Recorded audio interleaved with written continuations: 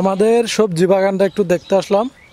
এখানে কিন্তু বিভিন্ন সবজির গাছ রোপণ করা হয়েছে। দেখেন টমেটো আস্তে আস্তে লাল হচ্ছে। এই যে ও ফুকা খাই ফেলছে। রমজানের মধ্যে কিন্তু খাওয়া যাবে এগুলো।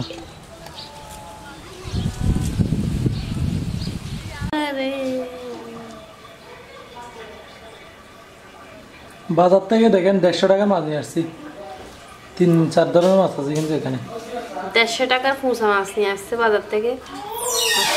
কেন লইট্টা মাছ আনছি, তারপর তোমার জন্য দাঁতিনা মাছ, চিংড়ি মাছ, সব ধরনের মাছ এখানে আছে। হবে মাছগুলো তাজা হতে হবে না? কেন কেন গিয়া তুই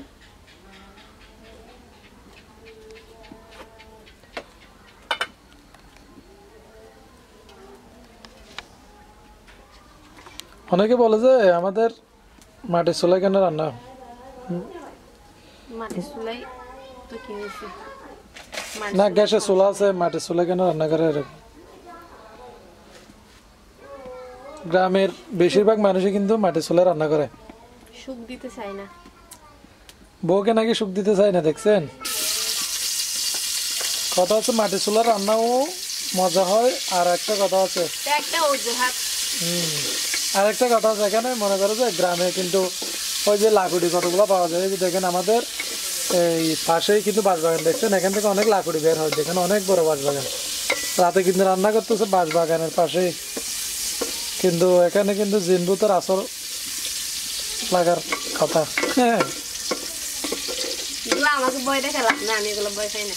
আবার গ্রামের মেয়েরা দেখেন রাতে নাকি জিনভূতের আসর করবে না। ওই যে দেখেন উপরেও ওই বাইরে খোলামেলা দৃশ্য, জাস্ট যেটা রান্না করে ওইটা একটু ঘিরে রাখছে চারদিকে। আর আজকে তো কি রান্না করতেছে ওই যে মাছ আনছে যেগুলো না। ও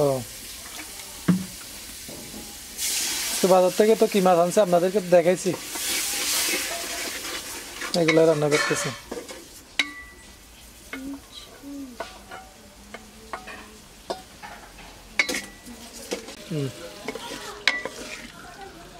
এই যে লইট্টা মাছগুলো রান্না করতেছে আর বাকিগুলো ফ্রিজে রেখে দিছে। ছোট্ট সংসার তো এই জন্য। এই যে দেখেন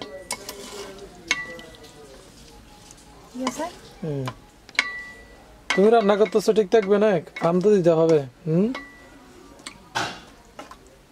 তুমি কি ঠিক করে রান্না করতেছো? জীবনে সুনাম করে না, আজকে ক্যামেরার সামনে সুনাম করতেছি।